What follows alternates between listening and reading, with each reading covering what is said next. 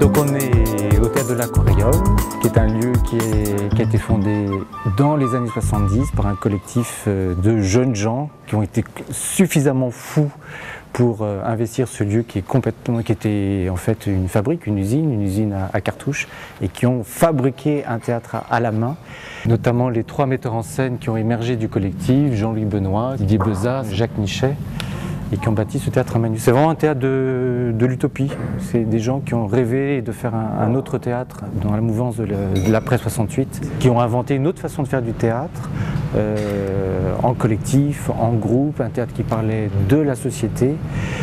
Ensuite, après eux, c'est Julie Brochen, qui est une autre metteur en scène qui a pris les choses en main. Puis moi, je suis arrivé donc seulement en mars dernier, donc c'est notre première saison là. Faire du théâtre, c'était un peu ma façon à moi d'exister, de raconter des histoires à mes copains, à mes copines.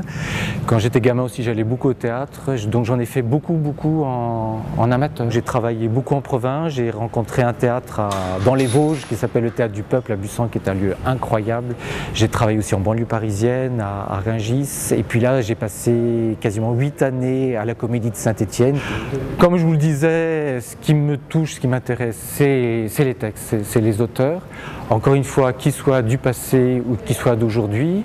Là, cette saison, par exemple, il y a Gilles Granouillet, c'est l'affiche toute rouge, là, qui a ouvert la saison, qui est un auteur d'aujourd'hui. C'est une pièce qu'il a écrite pour moi. Un auteur qui n'est pas un auteur de théâtre, Raymond Guérin, qui est un auteur des années 50, Shakespeare, qui a monté Antoine Cobet, mon artiste associé, parce que je tenais absolument dans cette maison à travailler avec un autre metteur en scène qui est avec moi au jour le jour, qui partage le quotidien de la maison. Giono, pour continuer avec les auteurs, donc grand romancier dont on ne connaît pas forcément le théâtre, et donc Le bout de la route qui est sa première pièce, Claudel, donc qui est la création d'Antoine Cobet, mon artiste associé. Et puis un spectacle pour enfants, parce qu'on va accueillir des spectacles pour enfants ici, ce qui n'avait quasiment jamais eu lieu. Donc aussi un grand auteur contemporain, Jon Fosse, un grand auteur norvégien, qui a écrit à la fois pour le grand public et puis aussi pour les enfants. On est un pays en France, il y a énormément de gens qui créent dans tous les sens, des gens qui écrivent.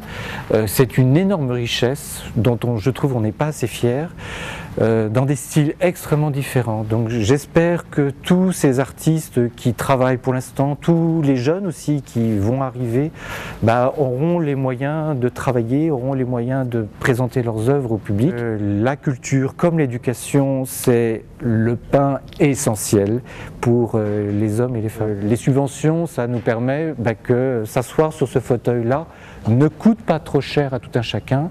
Le théâtre, c'est pour tout le monde, mais c'est un art exigeant, comme la musique, comme la danse, comme la sculpture. C'est pas évident, donc il faut y aller, il faut goûter, il faut essayer, il faut se tromper, il faut ne pas aimer pour re-aimer un autre spectacle après. Il faut qu'ils sachent qu'ils sont la bienvenue dans tous les lieux de culture, de spectacle vivant.